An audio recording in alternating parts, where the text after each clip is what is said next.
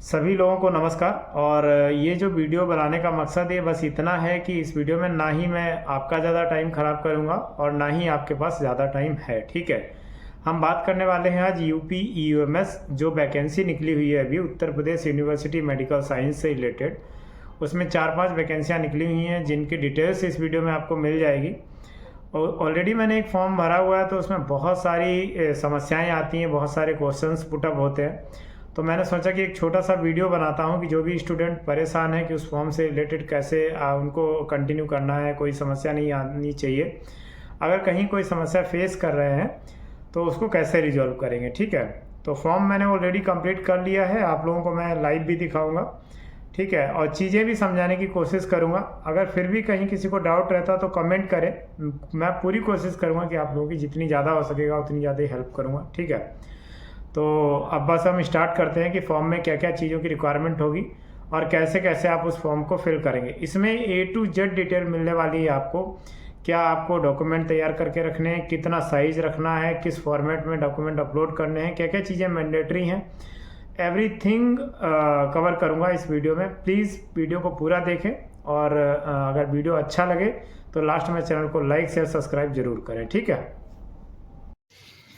तो जैसा मैंने आपको बताया हुआ है आपके सामने ऑलरेडी फॉर्म फिल किया हुआ है, कंप्लीट हो रखा है। ठीक है, एप्लीकेशन डिटेल्स हैं सारी इसमें। तो आपको मैं वो हर एक चीज़ बताने वाला हूँ जो कि मैंने भरते हुए समस्याएं फेस की हैं या जो भी स्टूडेंट हैं वो कहीं ना कहीं इन समस्याओं से जूझ रहे हैं। ठीक है, तो सबसे पहले तो आपको बता दूं Uttar Pradesh university of medical science, ठीक है, जिसका एग्ज़ाम है ये सैफई इटावा में। ठीक है, और उसी के अगेंस्ट ये वैकेंसी निकली हुई हैं। ठीक है, डायरेक्ट गवर्नमेंट जॉब है तो इसमें जो भी फॉर्म से रिलेटेड जिनको जो समस्याएं आ रही है वो मैं पूरी कोशिश करूंगा बताने की। कि सबसे पहले तो आप ये समझिए कि इस पर आपको रजिस्ट्रेशन करना पड़ेगा। रजिस्ट्रेशन करते हुए बहुत बेसिक सी डिटेल्स आपसे पूछी जाएंगी। उसके बाद आपको जैसा एप्लीकेशन में दिखाई दे रहा है मैरिटल स्टेटस हो गया, ईमेल आईडी हो गई, मोबाइल नंबर हो गया, एकदम आपको सही एंटर करना है। ठीक है, ये सब बेसिक सी चीज़ें हैं जहाँ पे आपको कोई समस्या नहीं आने वाली है। ठीक है, पोस्ट डिटेल आपसे पूछी जाएगी तो आपको पोस्ट डिटेल जो है वो आपको सिलेक्ट करनी है। सीनियर एडमिनिस्ट्रेशन असिस्टेंट की सिलेक्ट करनी है या फिर अदर पोस्ट भी दे रखे हैं उनमें से अगर आपको कोई सिलेक्ट करनी है तो वो सिलेक्ट करके कंटिन्यू करेंगे। ठीक है, उसके बाद यहाँ पे नेशनलिटी आपको सिलेक्ट करनी है।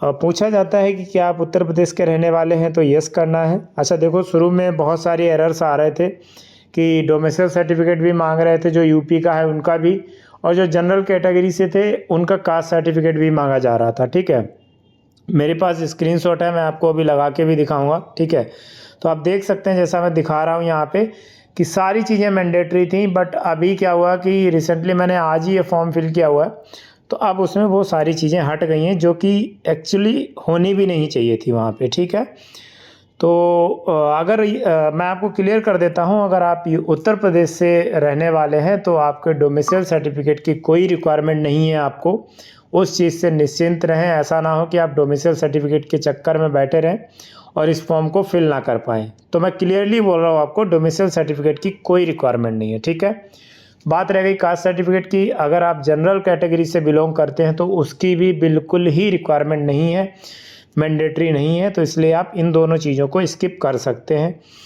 उसके बाद क्या होगा, यहाँ पे कुछ क्वेश्चंस आते हैं, जैसे आप सेंट्रल गवर्नमेंट में जॉब कर रहे हैं तो नो करना है आपको, अगर कर रहे हैं तो यस करना है, अदरवाइज नो ही करना है। रेगुलर यूपी गवर्नमेंट एम्प्लॉय ऐसा कुछ देख लेना आप, यस नो करना है क्या करना है। मैं सिर्फ वो चीज़ें कवर कर रहा हूँ जो लगता है कि आपके सामने क्वेश्चन आ सकते हैं। ठीक है, उसके बाद एड्रेस आपको परमानेंट जो आपका एड्रेस रहता है वो डाल लेना, अगर सेम एड्रेस रखना है तो वो भी आप रख सकते हैं, जो टेम्परेरी एड्रेस है। बाकी 10th 12th और ग्रेजुएशन की आपको यहाँ से डिटेल्स फिल करनी है।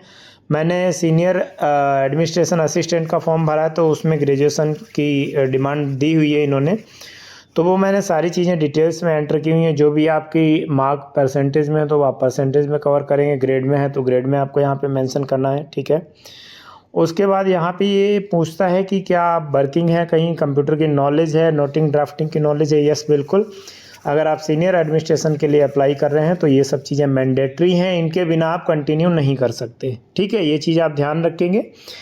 आपको कंप्यूटर की नॉलेज होनी चाहिए, नोटिंग ड्राफ्टिंग की नॉलेज होनी चाहिए, और आपने कहीं ना कहीं किसी गवर्नमेंट ऑर्गेनाइजेशन में 1-2 साल तक काम किया होना चाहिए। ज़रूरी नहीं है गवर्नमेंट के रोल पे हो, आप किसी कंसल्टेंट हो, किसी कंपनी के थ्रू हो, किसी किसी के भी थ्रू हो, लेकिन आपको किसी गवर्नमेंट ऑर्गेनाइजेशन में काम करना होना चाहिए, आपके पास एक्सपीरियंस होना चाहिए, ठीक है। उसके बाद इसमें क्या होगा कि आपने जिस कंपनी में भी काम किया है उसकी सारी डिटेल्स, कब से कब तक काम किया है, आपका एक्सपीरियंस लेटर, वो सारी चीज़ें आपको यहाँ पे प्रोवाइड करनी पड़ेंगी। तो इसलिए अगर आप किसी कंपनी का एक्सपीरियंस दिखा रहे हैं तो आपको एक्सपीरियंस लेटर भी कैरी करना पड़ेगा, जो कि यहाँ अपलोड करना है आपको, ठीक है। उसके बाद आपको टेस्ट सिटी सिलेक्ट करनी है, जिसमें आपको 3 स्टेट दी जाएंगे और उनमें 3 सिटी दी जाएंगी। तो आपके पास 3 स्टेट हैं और उन स्टेट्स में आप कोई भी 3 सिटी सिलेक्ट कर सकते हैं। तो जो भी आपको नियर बाई लगता है, जो भी आपकी लोकेशन से नियरेस्ट रहता हो, वो आप सिलेक्ट कर सकते हैं, ठीक है। बार बार बोल रहा हूँ, अगर इससे रिलेटेड किसी को कोई क्वेश्चन आता है तो मुझे कमेंट करें, डेफिनेटली मैं ट्राई करूँगा on the same time revert on that comment, ठीक है। बट कोशिश करना कि जितना जल्दी हो सके आप इसको क्लोज करें। उसके बाद आपको जैसा पता है 2360 रुपये की इसमें ऑनलाइन पेमेंट करनी है, बिल्कुल वो आपको करनी पड़ेगी, ठीक है। उसके बाद आपको फ़ोटो और सिग्नेचर अपलोड करने हैं। तो मैं सबका साइज़ बता देता हूँ। फ़ोटो और सिग्नेचर अपलोड करने के लिए इसमें मिनिमम साइज़ 50 KB है और मैक्सिमम साइज़ 80 KB है, ठीक है। तो आप ध्यान रखें, फ़ोटो और सिग्नेचर के लिए 50 से 80 KB के बीच में फ़ोटो का साइज़ होना चाहिए। फॉर्मेट जो है वो JPG में होना चाहिए। उसके बाद रेस्ट ऑफ द डॉक्यूमेंट की अगर हम बात करें, 10th का जो सर्टिफिकेट है, मार्कशीट है, तो कंफ्यूज मत होइए, अगर जिसका सर्टिफिकेट नहीं है तो मार्कशीट अपनी अपलोड कर सकते हैं दोनों जगह, क्योंकि पहले सर्टिफिकेट आता था या अब आने लगा है बीच, मतलब कई टाइम ऐसे थे जिस टाइम पे दोनों चीज़ें नहीं आती थी, ठीक है। तो आपको मार्कशीट और सर्टिफिकेट जो अपलोड करने हैं उनका जो साइज़ दे रखा है वो 200 KB से 300 KB का दे रखा है। तो आप ध्यान रखें, 200 KB से कम नहीं होना चाहिए और 300 KB से ज़्यादा नहीं होना चाहिए साइज़, इस चीज़ को आपको ध्यान रखना। 100 KB से कम नहीं होना चाहिए, ठीक है। जितने भी डॉक्यूमेंट यहाँ पे मांगे गए हैं सबका सेम ही साइज़ आपको अपलोड करना है, फ़ोटो और सिग्नेचर के अलावा। फॉर्मेट सबका JPG में ही रहेगा।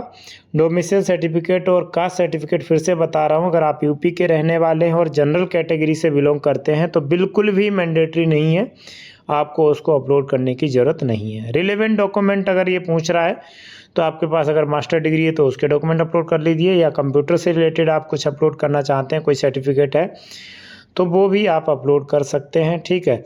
लेकिन 10th 12th ग्रेजुएशन डोमिसाइल ये 3 जो डॉक्यूमेंट हैं वो मैंडेटरी हैं। एक्सपीरियंस सर्टिफिकेट बिल्कुल मैंडेटरी है, ये डॉक्यूमेंट आपको यहाँ पे अपलोड करने पड़ेंगे। ये सारा प्रोसेस कंप्लीट होने के बाद आपको क्या करना है, एक बार प्रीव्यू देख लेना है। प्रीव्यू देखने के बाद हो सकता है आप एरर शो कर, वहाँ पे एक एरर आए कि फ़ोटो आप व्यू करो, तो बिल्कुल आपको फ़ोटो और सिग्नेचर व्यू करने हैं। देन आपको सबमिट का ऑप्शन आएगा, आप सिंपल सबमिट कीजिए। सबमिट करने के बाद आपको वहाँ पे पेमेंट करनी है। पेमेंट करने के बाद आपका जो एप्लीकेशन है वो सक्सेसफुली सबमिट हो जाएगा। सबमिट होने के बाद आपको एप्लीकेशन आपका जो है वो जनरेट होके आपको मिल जाएगा, और आपके फ़ोन पे एक इस तरीके का SMS भी आएगा कि you have successfully submitted the application for UP-UMS, और आपको वहाँ पे एक एप्लीकेशन ID नंबर भी मिल जाएगा और आपको एप्लीकेशन का PDF भी मिल जाएगा। इसको आप सही से सेव करके रखेंगे till the time of generate the admit card, ठीक है। जैसे ही आपका एडमिट कार्ड जनरेट होता है, क्योंकि वहाँ पे एप्लीकेशन ID नंबर आपको एंटर करना पड़ता है, after the receiving of the admit card, उसके बाद आप एप्लीकेशन ID को चाहे सेव रखें या ना रखें, बट जब तक एडमिट कार्ड आपका नहीं आता तब तक इस एप्लीकेशन डिटेल्स को आपको अच्छे से रखना है, ठीक है। तो बहुत बहुत धन्यवाद। मैंने पूरी कोशिश की आपको सारी चीज़ें इस एप्लीकेशन से रिलेटेड बताने की। फिर भी मैं ये बार लास्ट बार बोलूँगा कि अगर किसी को कुछ डाउट है, कुछ क्वेश्चंस हैं तो प्लीज़ ज़रूर पुटअप करें, डेफिनेटली मैं हेल्प करूँगा, ठीक है। जय हिंद, जय भारत। बहुत बहुत धन्यवाद आप सभी का। जैसा कि आप लोगों ने देखा कि मैंने जो UP-UMS की वैकेंसी निकली हुई थी उसका जो फॉर्म का पूरा प्रोसेस था वो कम्प्लीटली कवर किया हुआ है, ठीक है।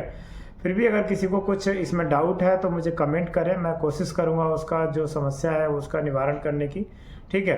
बट प्लीज़ ध्यान रखें कि आप लोगों के पास ज़्यादा टाइम नहीं है, तो इसलिए कोशिश करें कि जल्दी से जल्दी जो है इस फॉर्म को कंप्लीट करके सबमिट करें। तो आज के लिए इतना ही, फिर मिलेंगे एक नई वीडियो के साथ। जय हिंद, जय भारत।